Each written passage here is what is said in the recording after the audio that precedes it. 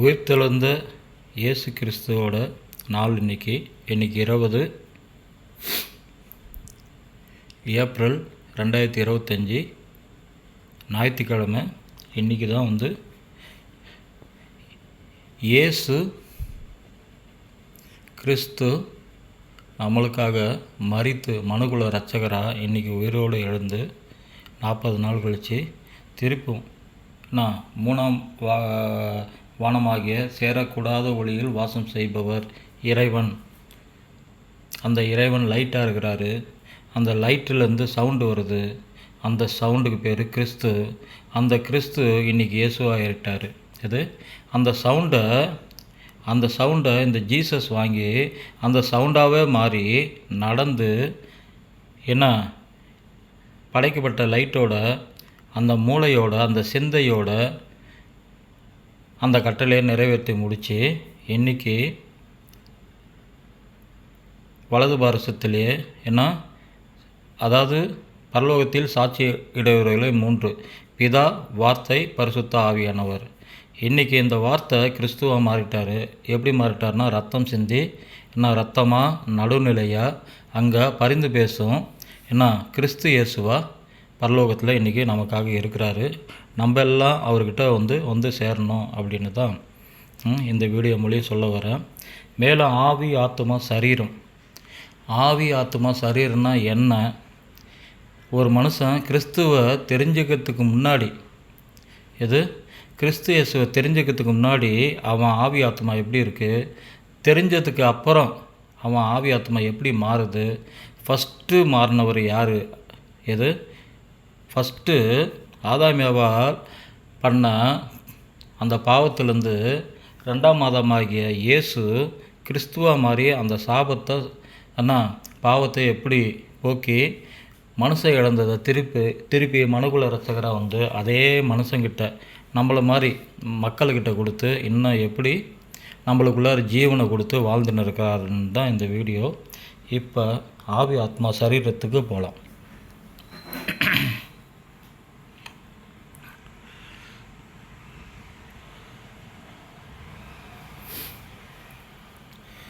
ஒரு மனுஷன் பிறக்கிறான். எப்படி பாவத்தில் பிறக்கிறான் அப்படின்னா, அவன் மாம்சத்தில் பிறந்தவாசி, அதாவது அப்பா அம்மாவுக்கு மாம்சத்தில் ரத்தையும் சதையுமா தண்ணியா, அதனால் கிடையாது.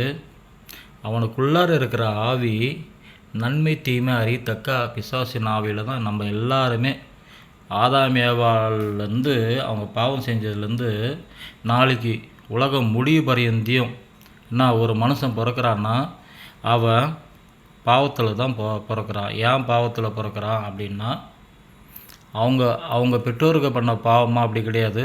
இது தலைமுறை 3ஆம் 4ஆம் தலைமுறை வரைக்கும் ஒரு பாவம் வரும். இயேசுவை அறிஞ்சிக்கல்னா அந்த பாவத்தை தான் இங்கே குறிப்பிடுறோம். இப்போ இது ஒரு புறஜாதியார் ஒரு மனுஷன், இயேசுவை அறியாத ஒரு மனுஷன் மாம்சம் சத்தமாக நம்மள மாதிரி தான் மாம்சம் ரத்தமாக ஒரு மனுஷன் பிறக்கிறாப்புல. அவருக்குள்ளார ஜீவன் என்ற ஆவி இருக்குது. ஆவிக்கு பேர் ஜீவன். அந்த ஜீவனில் விஷம் கலந்துருக்கு. எதனால? Slow poison. விஷம் கலந்த மனுஷன், அதுக்கு தான் வச்சுருக்கிறேன். ஸ்லோ பாய்சன் அதை உடனே கொல்லாது. 70 வயசில் 100 வயசில் தான் அது கொல்லும். அப்படி தான் இருந்துச்சு. ஆதி காலத்தில் பார்த்திங்கன்னா 900 வருஷம் வரைக்கும்லாம் இதே நன்மை தீமை ஆவியோடு தான் மனுஷங்க வாழ்ந்து பல தலைமுறையை பார்த்து இறந்தாங்க. அப்புறம் நோவா காலத்தில் ரொம்ப டிஸ்டர்ப் பண்ணுறாங்க, நம்ம க்ரியேட் பண்ணுற இந்த மனுஷங்கன்னு நோவா பேழையில் ஒரு 8 பேர், நோவாவோடு சேர்த்து 8 பேர் அவங்கள தவிர மிச்சம் எல்லாத்தையும் எல்லாரையும் அழித்து போட்டார். அதுதான் ஃபஸ்ட்டு உலகத்தை அழித்தது தண்ணி மூலியம். இப்போ 2வது வாட்டி அழிக்க போகிறது உலகத்தை, இந்த பூமியை அக்னிக்கு இரையாக வச்சுருக்கிறா அப்படின்னு சொல்லியிருக்கிறாரு. ஸோ அதனால் ஏன் இந்த ஆவி, ஆத்மா, சரீரம் எதுக்கு இந்த கிளாஸ் எடுக்கிறேன்? நிறைய பேர் ரசிக்கப்படணும், விடுதலை ஆகணும். ஏங்க, ஒரு பைக்கில் போகிறோம், ஒருத்தவங்களோட துணி மாட்டிக்க போகுது, லேடிஸு, நம்ம ஃபாஸ்ட்டாக போயிட்டு ஐயோ துணி மாட்டிக்க போகுதுன்னு அவங்கள போய் எச்சரிக்கை பண்ணுவோம். ரைட்டுங்களா? ஒரு இடத்துல ஒரு துணி நல்லா, ஒரு கடையில் ஒரு துணி நல்லா இருந்தால், சீப்பாக இருந்தால் மற்றவங்களுக்கு எப்பா இந்த கடைக்கு போங்க, எது இந்த கடைக்கு போங்க, ரொம்ப சீப்பாக இருக்குது, நம்மளுக்கு இவ்வளோ தான் சம்பளம்னா இந்த சம்பளத்துக்கு ஏற்ற மாதிரி கடை அப்படின்னு நம்ம நல்லது பண்ணுவோம். ஆனால் அதை சொல்லத்துக்கு பதில் நான் கூட்டின்னு போய் நான் உங்களுக்கு வாங்கி தரேன் வாங்க அப்படின்னு யாரும் சொல்ல மாட்டோம். இது நார்மலான பேச்சு. ஸோ இந்த இடத்துல என்ன சொல்ல வரேன்னா, ஒரு மனுஷனுக்குள்ளார ஆவி ஆத்துமா இருக்குது. ஆவி வேற ஆத்துமா வேற. ஆவி என்னது ஜீவன். ஆவி என்னது ஜீவன். இந்த ஜீவன் ஒரு மனுஷன் மரணத்துக்கு பின்னாடி இந்த ஆவி, நல்லா புரிஞ்சுக்கோங்க, இந்த ஆவி டபுள் வாட்டி எழுதியிருக்கா, ஒன்று பிளாக்கில் ஒன்று ப்ளூவில். ஏன்னா ஏன் அப்படி எழுதியிருக்கேன்னா, ஆத்துமா வேறு ஆவி வேறு. எல்லோரும் இந்த வேர்டை மாற்றி யூஸ் பண்ணாவே தப்பாகிடுங்க. ஒன்றும் இல்லை, நம்ம ஆதார் கார்டில் என்ன ஃபஸ்ட் நேம் லாஸ்ட் நேம் அப்படின்னு கேட்குறாங்க. என்ன ஃபஸ்ட் நேமுக்கு பதிலாக லாஸ்ட் நேமு மாற்றி டைப் பண்ணிட்டாங்கன்னா, இல்லை நீங்கள் மாற்றி எழுதிட்டிங்கன்னா டோட்டலாகவே சந்ததியே ராங்காகிடுமா? இப்போ என் அப்பா பேருக்கு பதில் என் பேர் ஃப்ரெண்டில் எடுத்துன்னு வந்துட்டாங்கன்னா என் அப்பாவுக்கு நான் தகப்பன் ஆகிடுவேன். அதே மாதிரி தான் இங்கே கதை. ஏன்னா ஆத்துமானது ஒரு மனுஷன் எந்த வயசு வரைக்கும் வளர்றானோ அவன் கூடயே அந்த ஆத்துமான்ற சட்டை வளரும். ஆதாம் ஏவாள் இழந்தாங்கல்ல, நல்ல சட்டையை, வெளிச்சமான சட்டையை, லைட்டு சட்டையை, அதை இழந்த பிறகு தான் அவன் எது அசிங்கமாக இருக்கான், மாம்சத்தில் இருக்கிறான், அம்மனமாக இருக்கான்னு அவங்களுக்கு பிசாசு காட்டினான். இந்த நன்மை தீமை அறியத்தக்க அவனோட பேச்சை கேட்டு, ரைட்டா, அவன் கடவுளை போல் நம்மளும் இப்போ சிருஷ்டித்த இறைவனும் சொல்கிறாரு, நம்மளை போல் இவனும் நன்மை தீமை, நன்மைன்னா என்ன தீமைன்னா என்னென்னா அறிஞ்சிக்கிட்டான். அதை அவன் அறிஞ்சிக்கிட்டு வாசி தான் இந்த ஆவிக்குரிய சட்டை, இந்த ஆத்மான்ற சட்டை, நான் கொடுத்த சட்டை அவனுக்கு ஆட்டோமேட்டிக்காக மறைஞ்சி போச்சு அப்படின்னு இறைவன் சொல்கிறாரு. இப்போ இந்த ஆவி நன்மை தீமை ரெண்டுமே செய்யும், நன்மையும் செய்யும் தீமையும் செய்யும். இப்போ இவர் இந்த ஒரு மனுஷன் புறஜாதியார், அவருக்குள்ளே என்ன இருக்குது, மாம்ச ரத்தம் இருக்கா, நம்மள மாதிரியே தான் டிட்டோ. அவருக்குள்ளே இந்த ஆவி இருக்குது பார்த்தீங்களா, நல்லா புரிஞ்சுக்கோங்க. இந்த ஆவி காமன் ஃபார் ஆல், எல்லா மனுஷங்களுக்குள்ள ஆவி தான் இந்த ஆவி. ஆனால் ஆத்மா வேறு. ஆத்மா என்ன பண்ணுன்னா, இந்த ஆவியில் நம்ம என்னென்ன நன்மை செய்கிறோம் தீமை செய்கிறோன்னதை என்ன படித்து, எது நம்ம கேட்குறது, காதால் கேட்குறது, நம்ம கேள்விப்படுறதை படித்து என்ன இந்த ஆத்மா இதே சைஸுக்கு இதே உருவத்துக்கு, இப்போ இவருக்கு ஒரு இந்த மனுஷனுக்கு ஒரு 50 வயசுன்னு வச்சுக்கோங்களேன், 50 வயசு வரைக்கும் தான் இவர் உயிர் வாழ்வார்னு வச்சுக்கோங்களேன். அந்த 50 வயசில் கடைசியாக என்ன இருந்தாரோ, அந்த உயிர் பிரியத்துக்கு முன்னாடி எப்படி இருந்துச்சோ இந்த பாடி அதே ஷேப்லேருந்து இந்த ஆத்மா இருக்கும். ஆனால் இந்த ஆத்மாக்குள்ளார என்ன இருக்குன்னா, நன்மை தீமை அறியத்தக்க கனினால் அதன்படி நடந்து அவர் என்ன உள்ளார டேட்டா ஆத்மாவில் பண்ணியிருப்பார்ல, மாம்சத்தில் இல்லை. மாம்சத்தில் இப்போ இதுக்கு முன்னாடி போட்ட வீடியோ பார்த்திங்கன்னா, சிக்னல் ஒருத்தர் நிற்காமல் போகிறாரு, ஃபைன் கட்டுறாரு, இது உலகம் தர என்ன பனிஷ்மெண்ட்டு, உலகம் தர லா. ஆனால் ஆத்மாவில் என்ன ஒருத்தவங்களை இச்சிக்கிறேன், ஏன்னா ஒரு பெண்ணை நான் இச்சிக்கிறேன், விபச்சாரம் அப்படி பார்த்தாவே விபச்சாரம் அப்படின்னு பைபிள் சொல்லுது. மற்ற இதிகாசங்கள் மற்ற புராணங்கள் இதெல்லாம் சொல்லலை, பைபிள் மட்டும்தான் சொல்லுது. ஒரு ஸ்திரீயை இச்சையோடு நீ பார்த்தாவே அவள் கூட விபச்சாரம் பண்ணியாச்சு. அந்த விபச்சாரம் பண்ண பாவம் இந்த ஆத்மாவில் ஸ்டோராக இருக்கும். உருவம் சைஸுக்கு உள்ளார ஒரு ஆத்மா ஒரு ஆவியாக பந்தாக மிதந்துன்னு இருக்கும், உன் சைஸுக்கே இருக்கும். எது அந்த அந்த அந்த ஆத்மாவுக்குள்ளார இந்த டேட்டாலாம் ஸ்டோர் ஆகும். நான் அந்த டேட்டா எப்படி கண்ணாடி, நம்மளுக்கு மனசாட்சின்னு ஒன்று இருக்கும்ல, குத்தும் இல்லை, மனசு நோகும் இல்லை, அதெல்லாம் இந்த ஆத்மாவில் நடக்கிறது. என்ன ஆவியில் நடக்கிறது என்னன்னா ஒன்லி என்ன ஆக்ஷன், இது ஒன்லி ஆக்ஷன், நன்மை செய்கிறியா தீமை செய்கிறியா, இது ரெண்டுமே ரிட்டர்ன் ஆகி ஃபைல் ஆகுறது இந்த ஆத்மா. நம்ம ஃபைல் பண்ணி ஒரு பொக்கிஷமாக வச்சுப்போம்ல, டேட்டாவாக வச்சுப்போம்ல, அது எங்கே ஸ்டோர் ஆகும்னா ஆத்மாவில் ஸ்டோர் ஆகும். நிறைய பேர் ஆவிக்கும் ஆத்மாக்கும் மீனிங் தெரியாத வசதி தான் ஆவி ஆத்மான்றாங்க, ஆத்மாவை ஆவின்றாங்க. அப்படி கிடையாது. ஆவின்றது ஜீவன், ஆவின்றது ஜீவன். அந்த ஆவின்ற ஜீவன் தான் தீட்டுப்பட்டுச்சு. நன்மை தீமைன்ற இன்னொருத்தவங்க கொடுத்த வேடுக்கு இந்த மனுஷன் கீழ்ப்படிஞ்சிட்டான்.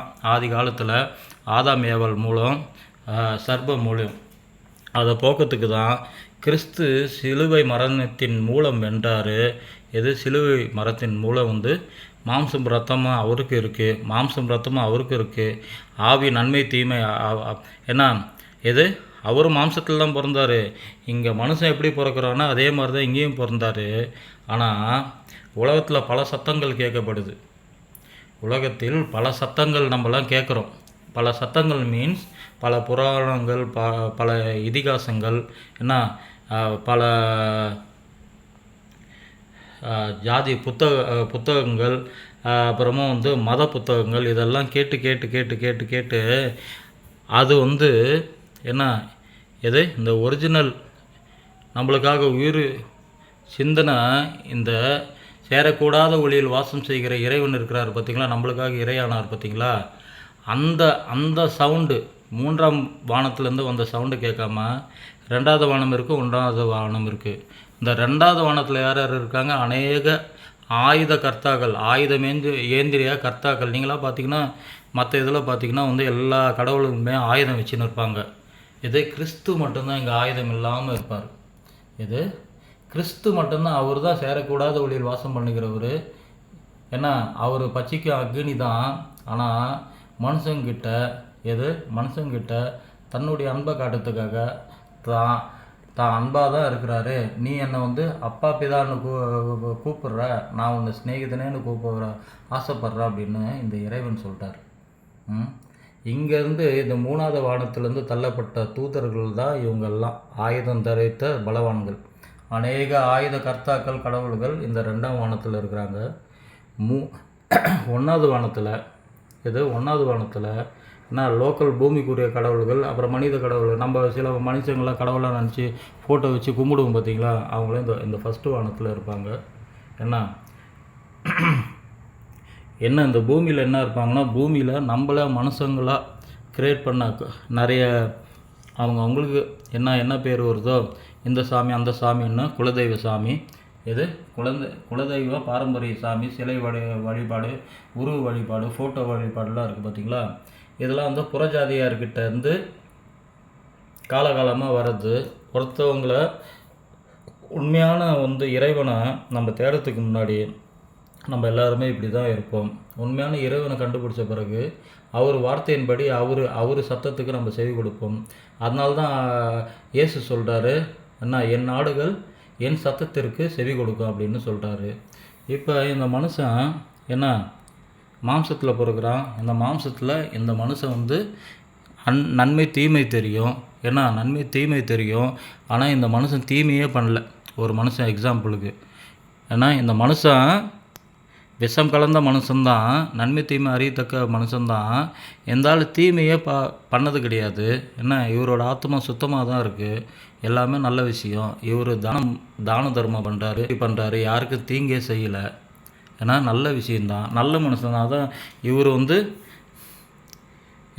கடவுளுக்கு ஏற்ற மனுஷனாக நடந்து கொண்டு இருக்கிறாரு, நேர்மையான நபராக இருக்கிற. இது எல்லாமே சந்தோஷம்தான். எக்ஸாம்பிள், இரும்பு, வெள்ளி, தங்கம் நெருப்பில் போட்டால் என்னங்க ஆகும்?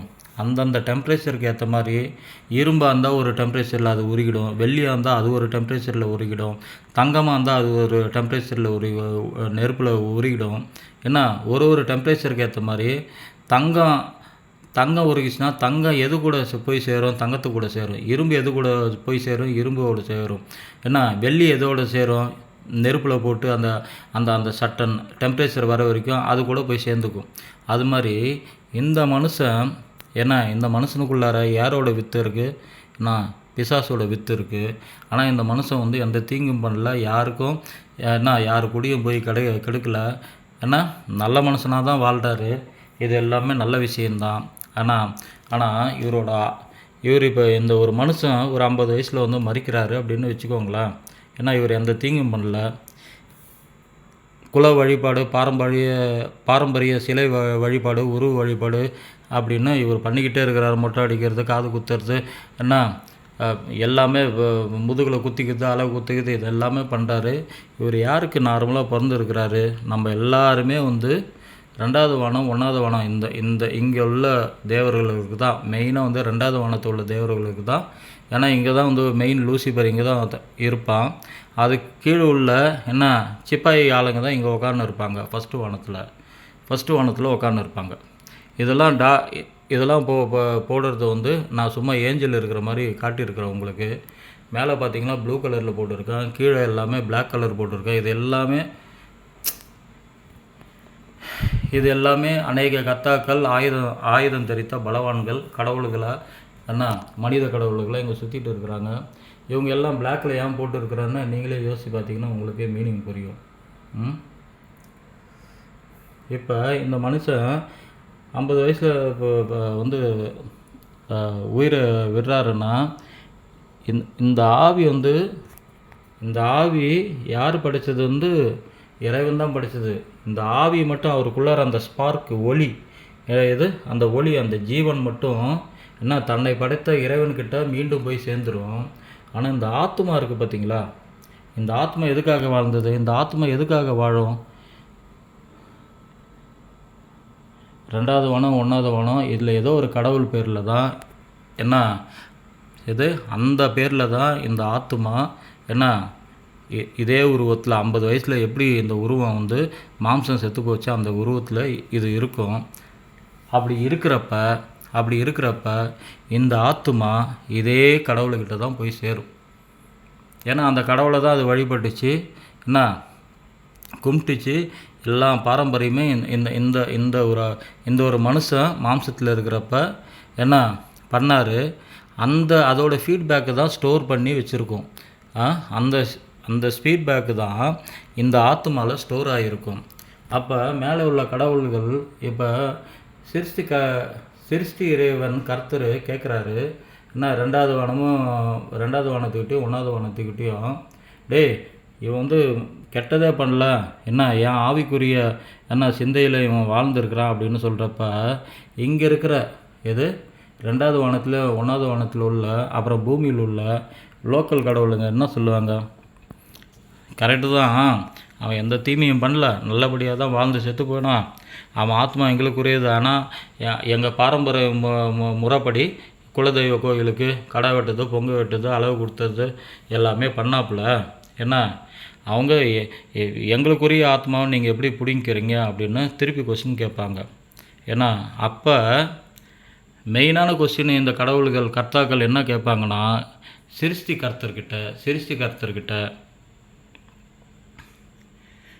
இவர் வந்து உங்களை பற்றி கேள்விப்பட்டாப்புல, நீங்கள் மாம்சத்தில் வந்த இயேசு கிறிஸ்து தான் நீங்கள் என்ன இந்த மனுஷன் கேள்விப்பட்டாப்புல, இருந்தாலும் உங்கள் வார்த்தைக்கு செவி சாக்கலையே. சவுண்டு 2வது வானத்துலேருந்து ஒரு சவுண்டு வருது, 1 வானத்துலேருந்து ஒரு சவுண்டு வருது. ஏன்னா எந்த சவுண்டுக்கு யாருக்கு கீழ்ப்படுகிறாங்களோ அவங்க அந்த ஆத்மாவுக்கு சொந்தக்காரங்க. அந்த ஆத்மாவில் அவங்க நன்மை பண்ணியிருந்தாலும் சரி, தீமை பண்ணியிருந்தாலும் சரி. ஆனால் இங்கே இந்த மனுஷன் இந்த கடவுளோட சொல் கேட்டு, சவுண்டு கேட்டு, அந்த வார்த்தை, அந்த உபதேசம் கேட்டு, என்ன அவங்களோட என்ன குல வழக்கத்தின்படி, மத புத்தகத்தின்படி இவர் யாருக்கும் எந்த தீமையும் பண்ணல, நன்மை தான் பண்ணியிருக்கிறாரு. ஆனால் இயேசுவை பற்றி தெரிஞ்சும் இந்த மனுஷன் இயேசுவை பற்றி தெரிஞ்சும் கேட்டும் கேளாமலும் பார்த்தும் பார்க்காமலும், ஏன்னா பேச தெரிஞ்சும் பேச முடியாமலும் இருந்த வாசி இவங்களுக்கு தான் இந்த அநேக கர்த்தாக்கள், லோக்கல் கடவுள்கள், மனித கடவுள் அவங்கக்கிட்ட தான் இந்த ஆத்மா போய் சேரும். இங்கே வந்து போராட்டமே வந்து ஆத்மா போராட்டம். என்ன அது என் ஆத்மாவா, எனக்கு பிறந்ததா, உங்களுக்கு பிறந்ததா என்ற போராட்டம் தான் இறைவனுக்குள்ளாரையும் கர்த்தாக்களுக்குள்ள உள்ளாரையும் கடவுள்கள் உள்ளாரையும் இன்றைக்கி நடக்கிறதுக்கு ரீசன் அதுதான். இன்றைக்கி நடக்கிறதுக்கு இந்த ஃபைட்டு உலகம் ஃபுல்லாக ஒவ்வொருத்தரும் ஒரு புக்கை வச்சுக்கிட்டு, சமய நூல்களை வச்சுக்கிட்டு, அதாவது மத புத்தகங்களை வச்சுக்கிட்டு போட்டிடுறது எதுக்குன்னா, இறைவன் யார், கடவுள் யார், கர்த்தா யாருன்னு தெரியாத வசி தான் இந்த போட்டி.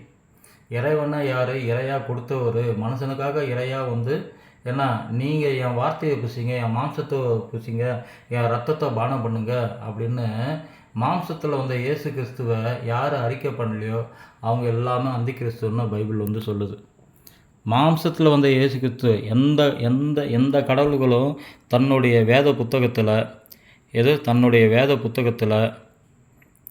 நான் உங்களுக்காக வந்து மறிக்க போகிறேன், நான் இப்படி வரப்போகிறேன், சாக போகிறேன், திருப்பி உயிரோடு எழுந்திருப்பேன், எனக்கு உயிரை கொடுக்கறதுக்கு எனக்கு அதிகாரம் இருக்குது, ஏன்னா அந்த உயிரை திருப்பி தூங்குற மாதிரி தூங்கி ஏந்திருக்கிறதுக்கு எனக்கு அதிகாரம் இருக்குன்னு செஞ்சு காட்டின ஒரே ஒருத்தர் வந்து கிறிஸ்து இயேசு மட்டும்தான். பிதாவாகிய தேவன் தான், பரிசுத்த ஆவியானவர் தான். எப்படி மனுஷனுக்குள்ளார மாம்சம் ரத்தம் ஆவி ஆத்மா இருக்கிறதோ அதே மாதிரி தான் பிதாக்குள்ளார பிதா வார்த்தை பரிசுத்த ஆவியானவர் இருக்கிறாரு. ஆனால் மாம்சம் வந்து மண்ணிலிருந்து எடுக்கப்பட்டு திருப்பி மண்ணுக்கே திரும்புது. ஆவி தன்னை படைத்த தேவனிடத்தில் மீண்டும் சென்று விடுகிறது. எல்லாருடைய ஆவியுமே, மனுஷங்க ஆவியும் சரி, மிருகங்க ஆவியும் சரி, ஜீவ ஜந்துக்கள் ஆவியும் சரி, தன்னை படைத்த இறைவனுக்கிட்டே போகுது. ஆனால் எப்படி ராக்கெட் வந்து ஒரு 4 விண்கலத்தை தூக்கின்னு போயிட்டு எப்படி பிரித்து விட்டுட்டு வெறும் ராக்கெட் மட்டும் வந்து கடலில் விழுந்து உடஞ்சி போகுது, அதே மாதிரி மாம்சம் ராக்கெட்டாகும். இந்த ஆவியை இது 50 வருஷம் இங்கே வந்து வேலை பார்த்து எல்லா டேட்டாவும் கேதர் பண்ணிட்டு இந்த மாம்சம் வந்து செத்து போகுது, மனுஷன் செத்து போயிடுறான்.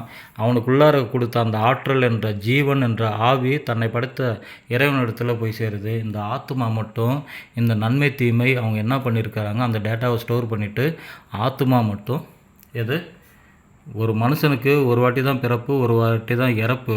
ஆனால் ஆத்மாவுக்கு மட்டும் அழிவே கிடையாது. அதாவது அதுக்கு தான் பைபிளில் சொல்லியிருக்கிறாரு, மாம்சத்தை கொல்ல வரான் உன்னை வந்து என்னை வந்து இயேசு தான் மெய்யான தெய்வம், அவர் தான் உலக ரட்சகர், நம்ம பாவ சாபத்துக்காக அவர் வந்து மனுஷனாக பிறந்து இவ்வளவாக வந்து சிலுவையில் அன்பு கூர்ந்து நம்மளுக்காக வந்து ரட்சகர் ஆனார் அப்படின்னு நீங்கள் சொல்கிறப்ப உங்களை எதிர்த்துன்னு வருவாங்க, உங்களை பயன்படுத்துவாங்க. அவங்களுக்கெல்லாம் நீங்கள் பயப்படாதீங்க. ஏன்னா உங்களை பயன்படுத்த வரவங்க இந்த மாம்சத்தை தான் கொல்ல முடியும்.